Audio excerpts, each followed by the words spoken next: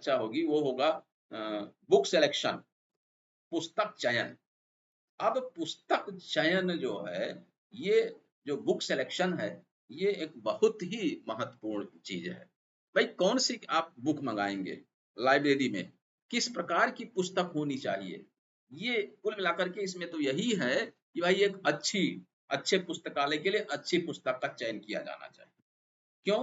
क्योंकि पुस्तकें ज्ञान का भंडार हैं, और एक उत्कृष्ट ज्ञान के लिए आवश्यक है कि पुस्तकालय में उत्कृष्ट पुस्तकों का चुनाव किया जाए। उत्कृष्ट मतलब ये कि सामान्यतया ये होता है कि पुस्तक चयन जो है, उसको पुस्तकालय में बहुत एक सिंपल, एक साधारण चीज समझा जाता है, जबकि ऐसा नहीं है। पुस्तक चयन मतलब ये कि इसमें क्या है कि किसी के दबाव में आना, कुछ कम उपयोगी हो या किसी की ज्यादा आवश्यकता ना हो, या निम्न स्तर की पुस्तक खरीदने के लिए, या जो ऐसी पुस्तक हो जो जो हमारे रीडर्स हैं, पाठकों की आवश्यकताओं की पूर्ति ना कर सके। तो इसलिए ये होता है कि पुस्तक पुस्तक चयन जो है, वो एक पुस्तकालय की सफलता का आधार है, एक बेस है। एक सफल पुस्तकालय वो होगा जहां पर आपका कलेक्शन सही हो। कलेक्शन ही नहीं काम का है, क्यों कोई आएगा पढ़ने? आज देखिए वर्तमान समय में ये सबसे बड़ी समस्या है, पुस्तक चयन पर नहीं ध्यान दिया गया है। पुस्तक जो भी लाइब्रेरी में आज हमारी जो नई जनरेशन की जो आवश्यकता है, हमको जो लग रहा है एक मतलब कि अनुभव लाइब्रेरीज को देख करके, कि हम उनकी आवश्यकता की चीजें है ही नहीं, क्यों आएंगे कोई पढ़ने के लिए?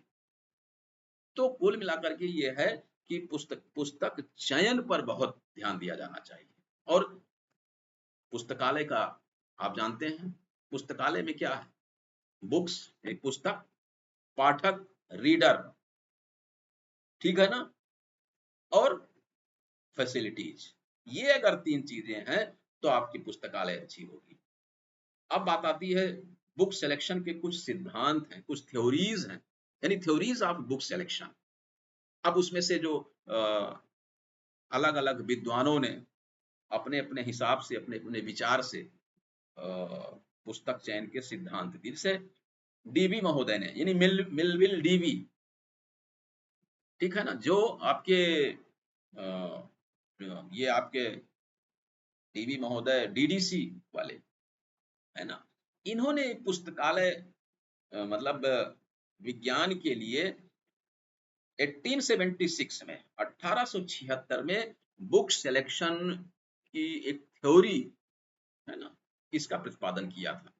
उनका ये सिद्धांत है कि best reading for the largest number at the least cost. ये आप लाइन को नोट कर लीजिएगा कि ये मेलविल डीवी का है। अधिकतम पाठकों के लिए लार्जेस्ट नंबर, न्यूनतम मूल्य पर, एट द लीस्ट कॉस्ट, क्या? बेस्ट रीडिंग, सर्वोत्तम पुस्तक प्रदान करना। Best reading for the largest number at the least cost. तीन चीजें देखिए कि ये जो किसी के जब स्टेटमेंट के को तैयार करना हो, रटने की जरूरत नहीं है। उसमें ये देखिए कि उसमें कीवर्ड्स कौन कौन से आए। कीवर्ड्स क्या आए? बेस्ट रीडिंग, ठीक है ना, यानी सर्वोत्तम पुस्तक, मतलब पढ़ने की चीजें। बेस्ट रीडिंग किसके लिए? फॉर द लार्जेस्ट नंबर, अधिकतम पाठकों के लिए, और एट द लीस्ट कास्ट, कम मूल्य पर, न्यूनतम मूल्य पर, यानी अधिकतम पाठकों के लिए न्यूनतम मूल्य पर सर्वोत्तम पुस्तक प्रदान करना। ये मिलविल डीवी महोदय का विचार, उनका कथन, उनका सिद्धांत है पुस्तक चयन का। यानी अब बेस्ट रीडिंग की बात आती है, जो उनका जो तीन उनके कीवर्ड्स हैं इसके, बेस्ट रीडिंग का मतलब क्या हुआ? आप सर्वोत्तम पुस्तक किसको कहेंगे, ये बात आएगी ना। अब इसका जो है अर्थ अलग अलग जगह पर अलग अलग हो जाएगा। सर्वोत्तम पुस्तक यानी पुस्तकालय में जो मैक्सिमम रीडर्स को और अधिकतम मतलब अधिकतम पाठकों को अधिकतम सुख प्रदान कर सके, वो सर्वोत्तम पुस्तक है। यानी कि इस ये जो अब ये है कि भाई सर्वोत्तम पुस्तक है, इसका पता लगाना पड़ता है। पता कैसे लगाएंगे, ये बात आई। तो अब भाई उसके लिए कि आपका बुक रिव्यूज है ना, या जो एक्सपर्ट्स हैं उनकी ओपिनियन, या जो हमारे रीडर्स हैं, रीडर उनकी उनका जो उनका एक्सेप्टेंस, वो किसको चाह रहे हैं, उनकी स्वीकृति क्या है। मतलब ये कि अच्छी पुस्तक कौन सी है, इसका पता लगाना होता है। इसके लिए क्या है कि पाठक और जो पुस्तकालय के कर्मचारी हैं उनके बीच में मधुर संबंध हो, तब इस कार्य को बढ़िया प्रभावी ढंग से ये हो पाएगा कि सर्वोत्तम पुस्तक कौन सी है, डिमांड किसकी है, लोग चाहते कौन सी पुस्तक है, ये बात आई है ना। तो दूसरी बात आता है लार्जेस्ट नंबर। लार्जेस्ट नंबर यानी लार्जेस्ट नंबर किसका, पाठक, अधिकतम पाठक। यानी ये जो अधिकतम पाठक है कि भाई ये नहीं कि आप कुछ कुछ पाठकों के लिए आपने कुछ किताब खरीद ली, नहीं, जो पहले वो पुस्तक आनी चाहिए जिसकी डिमांड जो ज्यादा लोगों के लिए आवश्यक है, ज्यादा लोगों के काम की है। यदि एक पुस्तक ऐसी है कि उससे हमारे बहुत से पाठकों की आवश्यकता की पूर्ति वो कर रही है, तो वो हो गया अधिकतम पाठकों की आवश्यकता की पूर्ति कर रही है। ये क्या हुआ, लार्जेस्ट नंबर ये हो गया। अब आता है लीस्ट कास्ट। ये कोई जरूरी नहीं है कि जो सबसे सस्ती पुस्तक हो वो सबसे अच्छी पुस्तक हो, लेकिन जो आपका लीस्ट कास्ट की बात की गई, ये भाई क्या है कि ऐसी पुस्तकें खरीदी जाएं जो न्यूनतम मूल्य यथासंभव न्यूनतम मूल्य पर हो। अब इसमें क्या करना होता है कि भाई छूट कौन दे रहा है, बुक फेयर अगर लगा हुआ है तो उसमें एक स्पेशल छूट मिलेगा, या हम ये कह सकते हैं कि कुछ ऐसे एडिशंस होते हैं, जैसे कुछ हमारे स्टूडेंट्स एडिशन उनके लिए, तो वो एक न्यूनतम मूल्य पर हो जाएंगी। तो ये कहने का मतलब जो इनका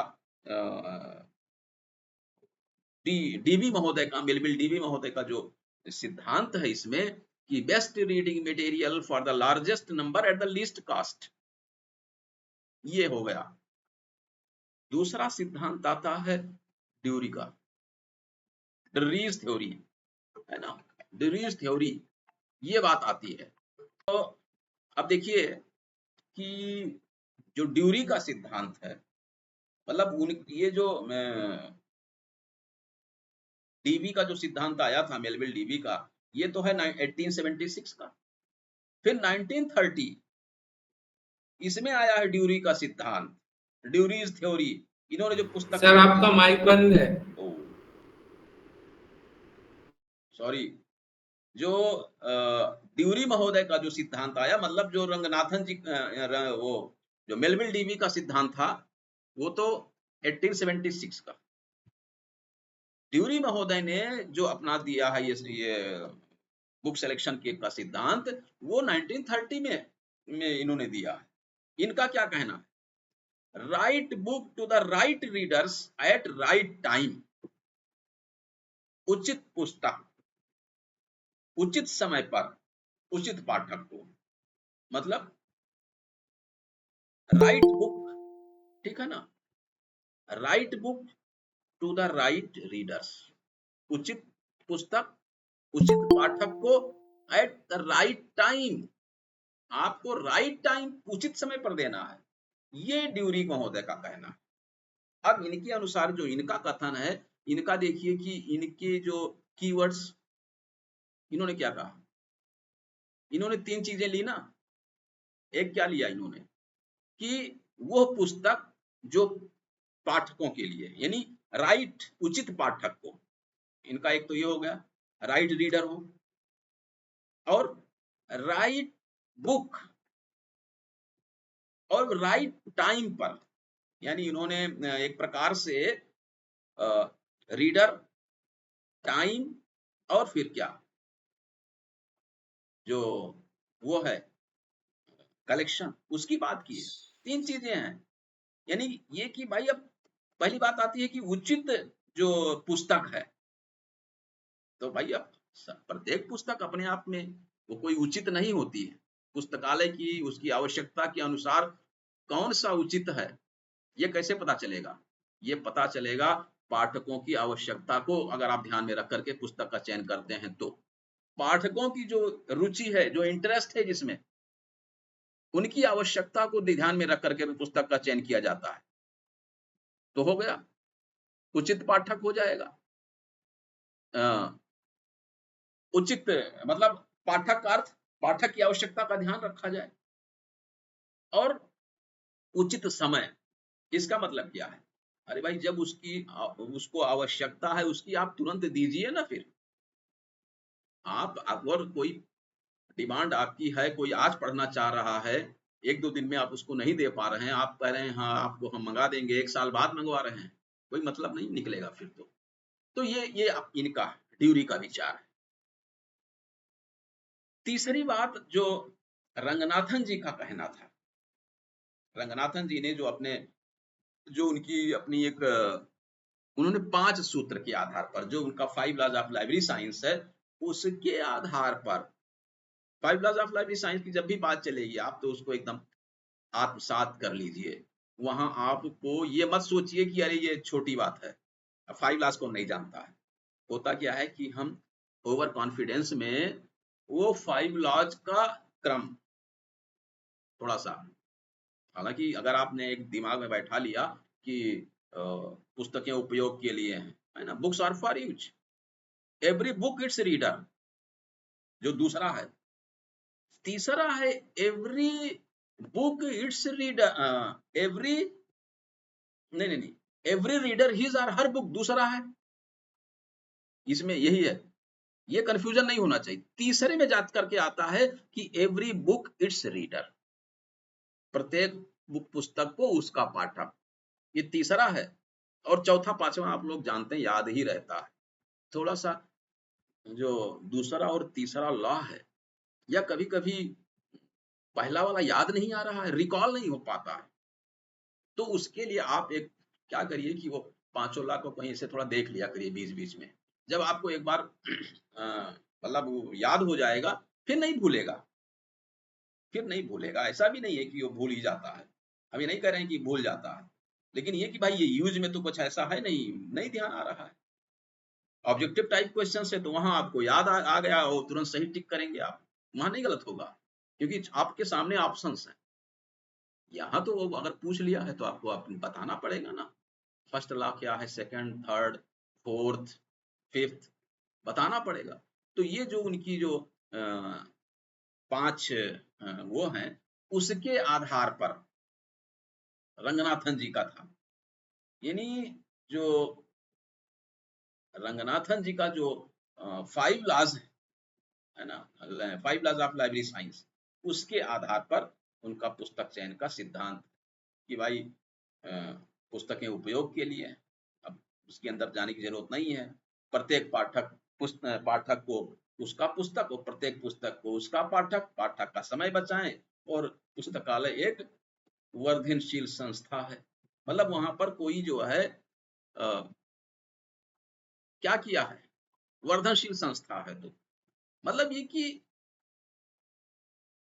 पुस्तकालय में जो भी कोई अगर अनुपयोगी पाठ्य पुस्तकें हैं, ये कि इनका उपयोग नहीं हो रहा है, बेकार हैं, कटी फटी हैं, कोई आउटडेटेड है, कोई बहुत पुराना संस्करण है कि जो आप तो उसको उनके हिसाब से उसको अलग कलेक्शन से अपने अलग कर दीजिए, अपने जो स्टैक रूम से उनको बाहर करिए, और नई पुस्तकें आप उसमें उनको जगह दीजिए।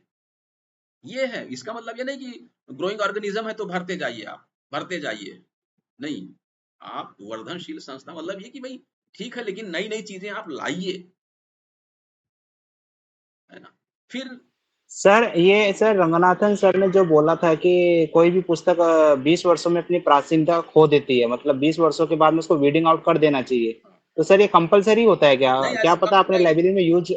ऐसा तो कुछ है नहीं ना सर। रंगनाथन जी के या किसी भी विद्वान के कोई विचार कंपलसरी नहीं है। ये तो आपकी लाइब्रेरी की कोई ऐसी पॉलिसी बन गई, कोई नीति बना लिया गया, वहां निर्णय हो गया कि भाई अब ऐसा है कि हमारी लाइब्रेरी मतलब ये हमारा इंस्टीट्यूशन, हमारा विश्वविद्यालय, हमारा महाविद्यालय ये 100 साल पुराना है। यहाँ पर जो अब किताबें हैं वो कुछ किताबें ऐसी हैं जो 100 साल पुरानी हो चुकी हैं, या इवन कह सकते हैं 110 120 साल पुरानी है। तो कुछ विषयों की ऐसी पुस्तकें हैं जो अब वो बिल्कुल अब उनका यूज नहीं है, पिछले 10-20 साल से कभी वो इस में है ही नहीं है और ना आगे होंगी, ये मतलब है। तो उनको निकालिए, आप उनको निकालिए भाई, आप जगह बनाइए ना। ये नहीं है कि आप कूड़ा घर बना लीजिए। आजकल एक मैं आपको बताऊं, एक प्रचलन चला है कि हम आते हैं लोग कि हम पुस्तकें अपना डोनेट करना चाहते हैं। शुरू में आए चलिए हाँ भाई डोनेट करना चाहते हैं, अब प्रशासन से आ जाता है कि अरे भाई ये किताबें देना चाहते हैं, ले लीजिए लाइब्रेरी में। हमने कहा पहले हमको आप बताइए तो कौन सी किताब है, यूज की है कि नहीं। पता चला वो जो लिस्ट दे रहे हैं कोई काम की नहीं है। उनके फादर, उनके ग्रैंडफादर, उनकी किताबें हैं, वो कहीं पहले प्रोफेसर रहे और अब वो उनकी तमाम किताबें थी, अब उसको घर को खाली करना है, पूरा भरा हुआ अनावश्यक, तो लाइब्रेरी में दे दें, गिफ्ट कर दें। नहीं, हमने कहा ये नहीं है भाई, ये हम लाइब्रेरी में कबाड़ थोड़ा इकट्ठा करना है, नहीं हमारे यूज की है, हमको लग रहा है हम, आप स्वागत है, आप गिफ्ट करिए, हम आपको सर्टिफिकेट भी प्रोवाइड करेंगे, इन्होंने दान किया है। लेकिन ये दान नहीं है कि आप अपना घर का कूड़ा हटा करके लाइए मेरी लाइब्रेरी में रख दीजिए सब। ये इसलिए मैं बोल रहा हूँ, ये सब चीजें आपको ध्यान देनी होंगी। ये नहीं कि कोई कुछ लाया तो खुश हो गए, अरे हाँ अरे भाई वाह दान कर रहे हैं, ये वो दान क्या कर रहे हैं, अपना घर खाली कर रहे हैं, अपने घर की रद्दी को हटा करके आपकी लाइब्रेरी में कह रहे हैं हम दान दे रहे हैं आपको। अरे आप बहुत बड़े दानी बन रहे हैं तो आप दीजिए ना दान, नई किताब दीजिए, हमसे आप कहिए कि आप मैं दान देना चाहता हूँ 2000, 5000, 10,000 रुपए की किताबें, ठीक है मैं बताऊंगा, बुक सिलेक्शन करके लाइब्रेरी देगी वो किताबें, आप हमको वो मत दीजिए कैश या किसी प्रकार का, आप हमको ये किताब में दान कर दीजिए, ठीक है ना। ये कहने का मतलब कि ये कुल मिलाकर के इस इन सब चीजों को हमारे उसमें ध्यान देना होता है। जब आप लोग लाइब्रेरियन बन करके आप काम करेंगे तमाम ऐसी बातें आएंगी। लाइब्रेरी में नहीं वो लोग अप्रोच करते हैं, सीधा वाइस चांसलर से, सीधा प्रिंसिपल से, सीधा और अप्रोच लगा करके बस हमको किताब दान करनी है। सबको सर सही लगेगा कह अरे रहे वाह, हैं, अभी ऐसा होता है सर, सेम ऐसा हाँ होता है, बहुत दान देखता दान हूँ। दान कर रहे हैं, दान कर रहे हैं, अरे भाई आप दान क्या कर रहे हैं, अपनी कार में लाद कर ले आए 2 बोरा पूरा पुरानी किताब, कोई काम की नहीं। अब सर वो हमारे लाइब्रेरी में जब काम की नहीं तो रद्दी में आ जाएंगी वो तो। रद्दी में है ना, और हम क्यों उसको एक्सेप्ट करें। नाम भी हो जाएगा कि जी हमें तो डोनेशन दिया है। बस ये है मेरा मतलब, सर ये है। कंपटीशन सक्सेस का एक एडिशन आया था बहुत साल पहले, 10-15 साल पहले, जिसमें हिस्ट्री के तीनों पीरियड्स थे। हाँ वो किसी सर ने डोनेट की होंगी, मतलब इतनी घटिया कंडीशन में थी कि उसके पीछे के पेज भी नहीं निकल ये रहे थे। सब चलिए खैर, अब हम लोगों को क्या लेना देना। ये तो मैं इसलिए बता दिया कि ये ऐसी बातें, या अगर क्वेश्चन भी उठ सकता है, जो आपका एक्सपर्ट हो सकता है ये चीज वो फेस किया हो, इसी पर पूछ ले कि ये बताइए, कुछ लोग अपना आजकल दान देने आते हैं, आप दान देते समय क्या ध्यान देना होगा आपको, दान लेते समय पुस्तकों का कोई दान कर रहा है उस पर आपको क्या ध्यान देना होगा, आप बताइएगा। भाई यदि वो मेरी यूज की है तब तो हम उससे एक्सेप्ट करेंगे पुरानी किताबों को, नहीं पुरानी किताब क्यों लेंगे, सीधी सी बात है। चलिए अब एक और सिद्धांत आया, डिमांड सप्लाई थ्योरी, मांग पूर्ति, ये जो इकोनॉमिक्स का डिमांड सप्लाई का सिद्धांत है, उसके अनुसार जो है एक विद्वान है मैककॉल्विन, LR मैककॉल्विन, इन्होंने अपना एक पुस्तक चयन के लिए, बुक सिलेक्शन के लिए इन्होंने डिमांड सप्लाई थ्योरी दिया। ये जो मतलब ये कि इकोनॉमिक्स का जो ये डिमांड सप्लाई जो जो थ्योरी है, उसमें ये है कि किसी भी जो वस्तु है ना, या उसकी जो डिमांड है, उसके आधार पर मूल्य निर्धारित होता है। यानी और पुस्तकालय में भी ये चीज है कि मांग पूर्ति का जो सिद्धांत है, ये कि पुस्तक की उपयोगिता पर आधारित है। अगर अधिक उपयोगी पुस्तक है तो उसकी अधिक मांग होगी, उसका अधिक चयन किया जाएगा। कम उपयोगी पुस्तक है, उसकी मांग कम होगी, कम चयन होगा। अनुपयोगी पुस्तक है, अनुपयोगी क्या है, न्यूनतम मांग, कभी कभार कोई मांग लिया, ऐसे पुस्तक का चयन ही नहीं किया जाएगा। यानी ये कि अगर पुस्तक का मूल्य अधिक है तो वो भी पूर्ति में बाधा उत्पन्न करेगी ना, कि भाई अब ये नहीं जरूरी है कि जो मूल्यवान पुस्तक है वो उपयोगी ही होती है। जैसे आपका जो फर्स्ट है, एटलीस्ट कास्ट, कम से कम मूल्य वाली, पहला तो ये ध्यान देना होता वहां। और यही चीज अब देखिए, ये जो जो हमारे आगे के विद्वान आए, वो पुराने सिद्धांतों के आधार पर फिर अपने विचार किए ना। हो सकता है कि अब जो हमारा ये डिजिटल एरा है ना, डिजिटल युग में अब हमारे जो बुक्स, ये अब तो बुक नहीं कहेंगे बल्कि डॉक्यूमेंट या इंफॉर्मेशन है ना, सिलेक्शन की थ्योरी, कोई विद्वान ऐसा आ जाए जो अपना कुछ सिद्धांत दे दे। अच्छा, सिद्धांत कोई ऐसे नहीं बन जाता है, उस पर क्या है कि विचार होते हैं विद्वानों के, फिर उसकी स्वीकार्यता होती है। ऐसे नहीं है आपने कुछ कह दिया बस आपका विचार चलने लगेगा, है ना। किसी ने कह दिया कि सूर्य जो है पृथ्वी का चक्कर लगा रही है, तो वो अनंत काल तक मान्य ही हो जाएगा। हालांकि रहा है मान्य कुछ दिन तक, इसके बाद जब नया सिद्धांत आ गया तो वो मान्य हो गया। तो ये कुल मिलाकर के ये है कि जो हमारी डिमांड है, जो मांग है ना, जो उसका वैल्यू है, मूल्य है, और जो उसकी हमारे जो पाठकों की जो वैरायटी है ना, उस पर निर्भर करता है। अब बात आती है कि हम जब पुस्तक का चयन करते हैं, बुक सिलेक्शन, है ना, उसमें क्या है, किन किन बातों का ध्यान रखा जाना चाहिए, ये बहुत महत्वपूर्ण है। कि पुस्तक चयन के लिए जो हमारा बुक सेलेक्टर है, चयन करता है, वो उसको क्या क्या, उसके क्या क्या फंक्शंस हैं, तो क्या ध्यान देना होगा कि भाई सर्वोत्तम, सबसे अच्छी पुस्तक हो, सबसे उपयोगी पुस्तक हो, उसकी पहचान करना। उसको जो नए नए हमारे ऑथर्स हैं, न्यू, उनकी उनके विचारों से, या उनके जो पुस्तकें हैं, है ना, उसका थोड़ा सा अध्ययन करके उसका चयन कर, या जो हमारे पब्लिशर हैं, हमारे जो विषय विशेषज्ञ हैं, उनकी जानकारी होनी चाहिए, है ना। और खास करके ये है कि जो नई नई चीजें हैं, हमको मतलब अपडेट होना चाहिए।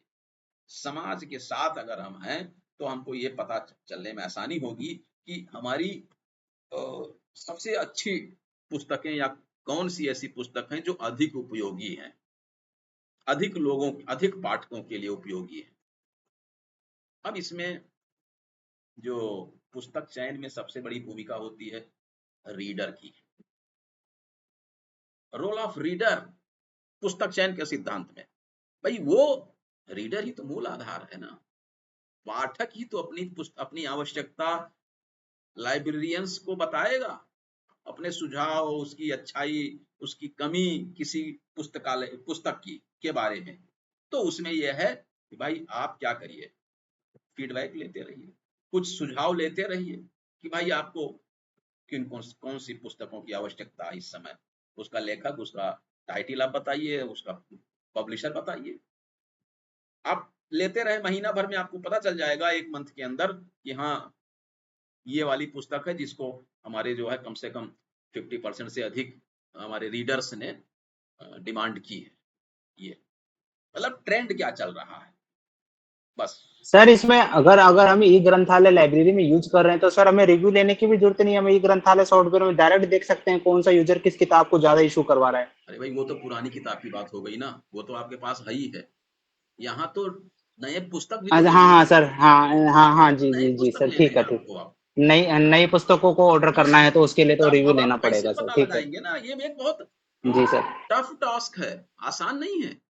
पुस्तक चयन जो है वो आसान नहीं है अगर देखा जाए तो। और आजकल तो किसी के पास समय नहीं है। इस साल जो लिस्ट दिया उसी डिपार्टमेंट से फिर वही लिस्ट आ गई।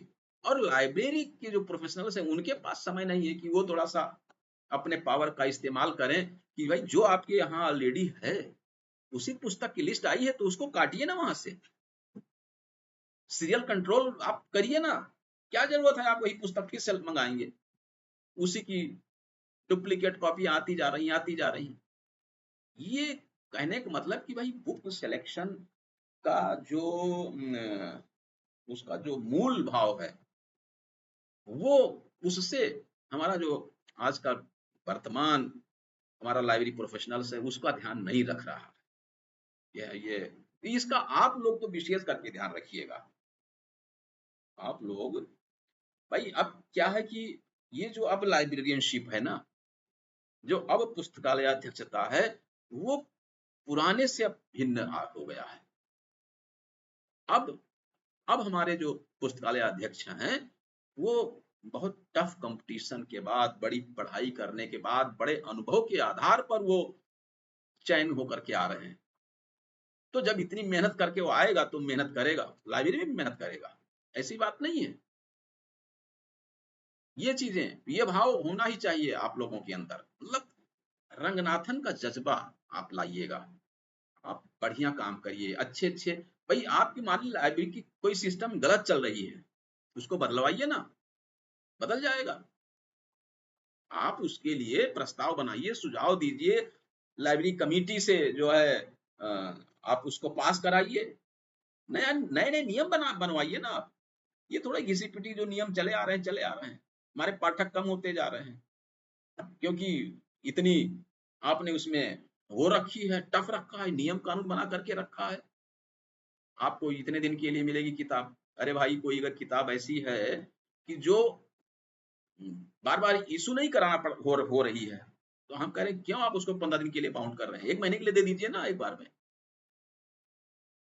ऐसी मतलब कुछ ऐसी चीजें हैं, या कुछ उसमें और संशोधन करिए। एक पाठक को कह रहे हैं एक बार में 2 पुस्तक इशू होती है, आपके यहाँ नियम बना है, नियम होना भी चाहिए। क्योंकि पता चला कि आपने ज्यादा पुस्तक इशू कर दी और वो वापस नहीं किया तो कितना फिर लड़ाई लड़ेंगे आप, कहाँ संघर्ष करेंगे। पाठ्यक्रम छोड़ करके चला गया तो धीरे धीरे लाइब्रेरी आपकी खाली हो जाएगी ना। तो इसलिए आप कुछ ऐसा करिए कि भाई 2 पुस्तक तक मिलेगी, उससे ज्यादा भी पुस्तक मिलेगी यदि आप इतनी सिक्योरिटी मनी आप यहाँ डिपॉजिट कर दीजिए। क्या प्रॉब्लम है, ये नियम आप बना सकते हैं, बनवा सकते हैं।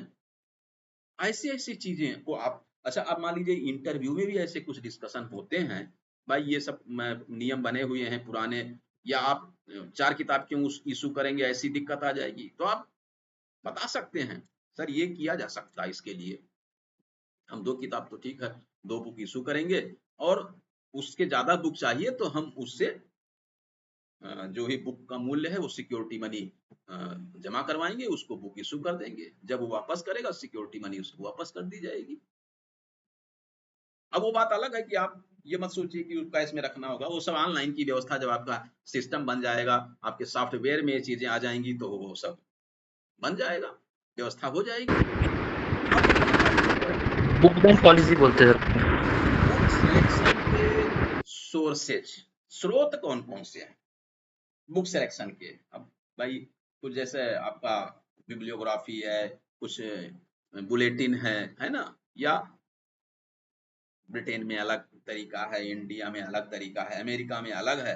मतलब ये जो सोर्सेज हैं पुस्तक चयन के, उनका अलग अलग एक हिसाब से है।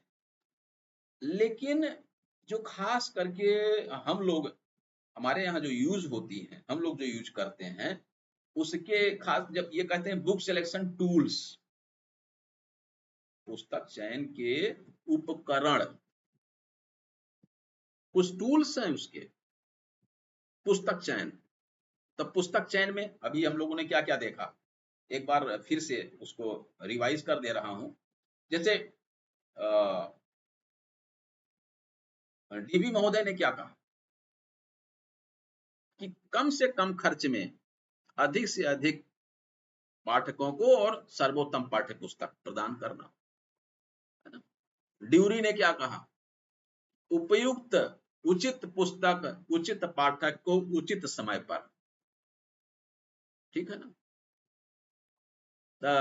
शेयर्स ने क्या कहा, शेयर्स की बात नहीं हुई थी क्या? अरे शेयर्स ने भी इसमें कहा है, WCB शेयर्स, कि ये जो लाइब्रेरियनशिप, इसका जो आपका जो फंक्शन है इसके, ये बहुत ही टफ, बहुत ही मतलब जटिल और बहुत ही उत्तरदायित्वपूर्ण है। इसमें जो है बहुत गंभीर अवलोकन करना पड़ता है, तब सफलता मिलती है पुस्तक चयन के लिए। तो कुल मिलाकर के ये है कि पुस्तक जो पुस्तक चयन वो एक प्रकार से संग्रह विकास से संबंधित है, कलेक्शन डेवलपमेंट से। अब बात आती है कि हम इसके लिए कौन कौन से टूल्स। अब प्रिंट मटेरियल, ठीक है ना भाई, कुछ चीजें ऐसी है कि प्रिंट मटेरियल, कुछ क्या है कि अब प्रिंट मटेरियल में जैसे आपकी कोई वो है पब्लिशिंग एजेंसी है, उनके कैटलॉग, पब्लिशर्स कैटलॉग, है ना, या कुछ ऐसे हैं जो नॉन प्रॉफिटेबल पब्लिशिंग एजेंसी है, कुछ प्रोफेशनल बॉडी हैं, कुछ जो है हमारे टेक्निकल रिपोर्ट्स हैं, कुछ सेमिनार की प्रोसीडिंग्स हैं इनका, या कुछ गवर्नमेंट की जो एजेंसीज हैं, जो हमारे सरकारी एजेंसीज हैं, उनके प्रकाशन।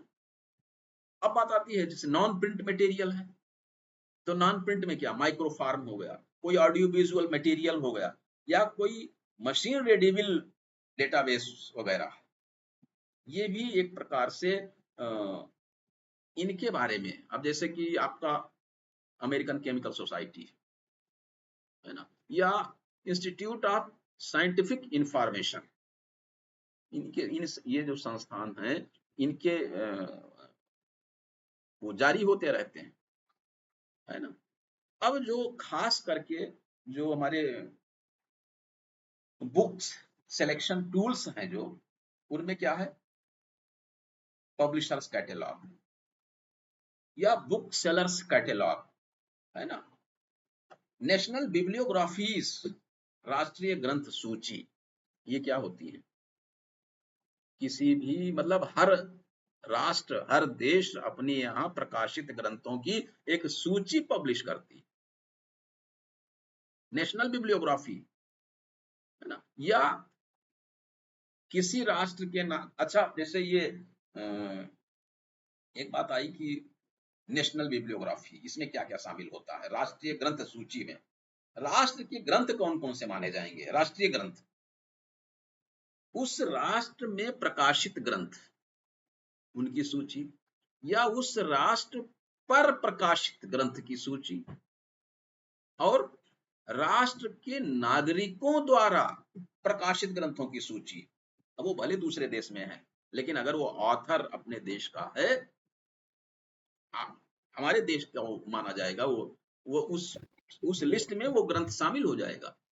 या sir delivery of book act के तहत जो बुक्स हाँ, 4 लाइब्रेरी में जाती है, बस सर उन्हीं की बिब्लियोग्राफी बनेगी ना सर इसमें? तो यही है कि नेशनल बिब्लियोग्राफीज जो होती हैं उसमें ये चीजें शामिल होती हैं, ठीक है ना। अब देखिए, तो मतलब ये जो आपके बुक सिलेक्शन के टूल्स हैं, उसके अंतर्गत हमने देख लिया कि आपका जो publishers catalogue, book sellers catalogue, और आपका ये बिब्लियोग्राफीज, इनकी जो राष्ट्रीय सूची है ना, ये हो गई। अब ब्रिटिश नेशनल बिब्लियोग्राफी है जो लंदन से पब्लिश होती है ना। अब ये कि अलग अलग की नए नए ग्रंथों की वो एक मतलब वीकली, हर सप्ताह एक सूची लिस्ट निकल रही है। ट्रेड बिब्लियोग्राफीज जो हमारी कुछ व्यापारिक ग्रंथ सूचियां हैं। व्यापारिक ग्रंथ सूची का मतलब क्या हुआ कि उसमें क्या है कि जो हमारा बुक सेलर है ना, या जो हमारा बुक डिस्ट्रीब्यूटर है या पब्लिशर है, उसके द्वारा इस जो इसका जो व्यवसाय है उससे लाभ प्राप्त करने के लिए वो अपनी सूची को पब्लिश करता है, यानी कि ट्रेड बिब्लियोग्राफीज है ना। अब ट्रेड बिब्लियोग्राफीज में तमाम है, Indian books, Varanasi, रेसेंट Indian books, new Delhi, इस तरीके से cumulative book index, book sellers है ना, तो इस तरीके की भी होती है। फिर आता है बुक रिव्यूज, पुस्तक समीक्षाएं, पुस्तकों की जो रिव्यूज होते हैं बुक्स, उसके आधार पर भी हमारा मतलब ये सब बुक सिलेक्शन के टूल्स आपको मैं बता रहा हूँ। पुस्तक समीक्षा वो भी पब्लिश होते रहते हैं बीच बीच में कि ये पुस्तकों उसकी समीक्षा, उसकी रिव्यू, बुक्स रिव्यू जो है, या कुछ स्पेशल लिस्ट। तो ये कुछ जो है हमारे बुक सिलेक्शन के टूल्स हैं। सर ट्रेड बिब्लियोग्राफी में बुक के पब्लिश होने से पहले बिब्लियोग्राफी तैयार की जाती है? वो क्या है कि भाई ये आने वाली है, ये मतलब वो अपना एक प्रकार से क्या है कि एडवर्टीजमेंट कर दे रहा। ट्रेड वो व्यापार के लिए उसका वो किताबें पहले से ही प्रचार प्रसार में आ जाएं और उसकी डिमांड हो जाए। ये सर मैंने ऐसा पढ़ा था कि ट्रेड बिब्लियोग्राफी में बुक के पब्लिश करने से पहले बिब्लियोग्राफी बनाई जाती है, फिर उसमें देखा जाता है कि किस बुक की कितनी डिमांड है, उस बेसिस पे उसकी कॉपीज निकाली जाती है।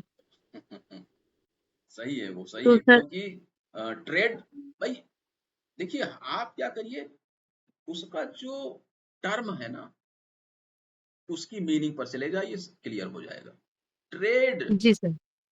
बस वो व्यवसाय के लिए वो सूची बना दी गई ना, व्यावसायिक उद्देश्य के लिए लाभ के हिसाब से कि हमको इस पुस्तक में कितना लाभ दिख रहा है, तब तो हम उसकी उतनी प्रतियां छापे। पता चला कि वो उस बुक की कोई डिमांड ही नहीं, कोई मांग ही नहीं आ रही है, 6 महीने से हमने जारी किया हुआ है लिस्ट, तो कोई नहीं खरीदने वाला है, तो हम उसकी क्यों 1000 प्रति छाप लें। ये तो ट्रेड जी बिब्लियोग्राफी सर। का यही मतलब हुआ, ठीक है ना।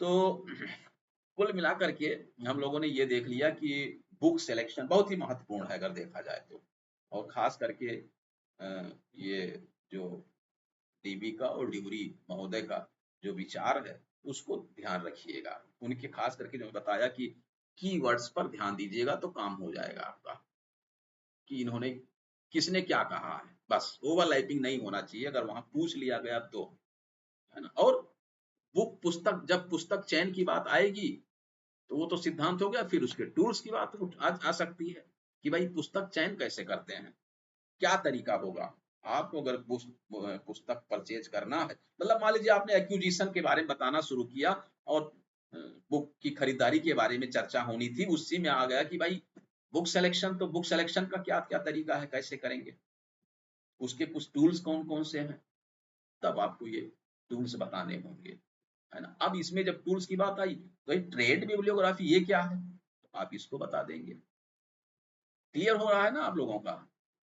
मतलब ये कुछ चीजें हैं कि इनका आप मंथन, इनका विचार आप कर लीजिए तो कोई ऐसी बहुत बड़ी समस्या नहीं है, ये बहुत अच्छे से आप इसको कर लेंगे।